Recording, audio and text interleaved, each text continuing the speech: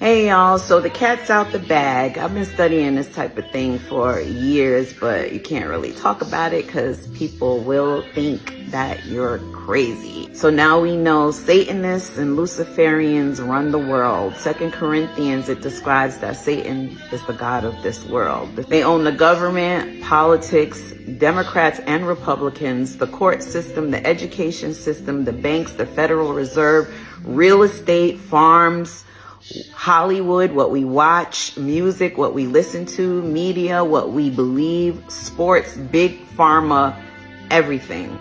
We pay their taxes, we work their jobs, we buy their houses. We don't own anything really, because even if we paid for a house outright, if we miss paying taxes one time, they can take the home.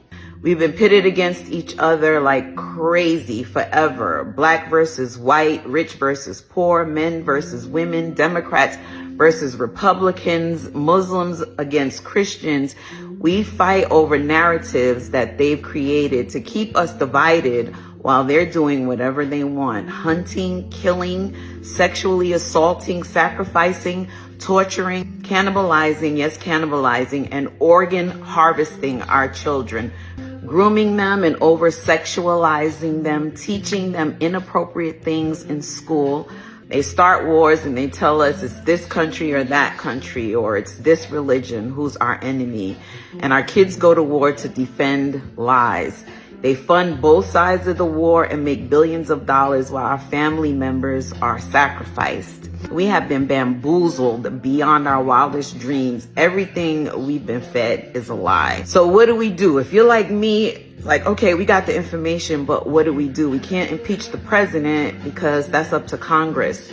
The only power we have is our dollars, our prayers, and our voices. Some people will laugh at that, but when it comes to their God, they're on their job.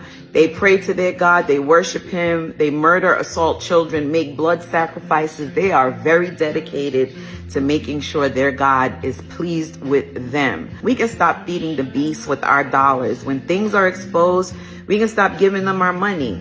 I'm not telling you who you should buy from or where to spend your money, but I do encourage you to investigate the companies you patronize. Find out who they are, what their practices are, what their beliefs are. I know we love certain brands, but do we know their history? Who owns your bank? Is there another place that you can put your money? Because if they decide, they can close the banks whenever they want, or they can freeze our accounts if we don't comply with their narrative. They're purposely poisoning our water, air, and food. So support your local farmers if you have access. I know everyone doesn't have access. I understand that. Buy fresh, real food. Buy land if you can. Grow food if that's in your heart. Even this information we've been exposed to, I think it's designed to see what we will do. This information can make us feel helpless and depressed and even more complacent, giving them even more control to usher in their new world order, their one world government, one currency, one world dictatorship where we have no rights at all. So we can refuse digital ID, we can support smaller venues, we can spread and share information. If we can homeschool our children. Support local farmers. It's healthier, it's cleaner. Get back to eating whole foods. If you can, try and go direct to consumer.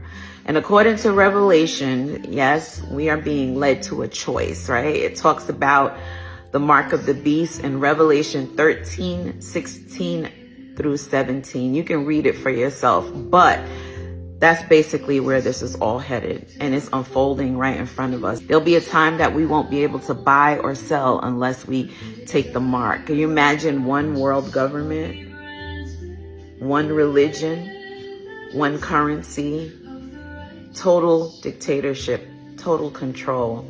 Let's do what we can. Spread information, and God bless you guys.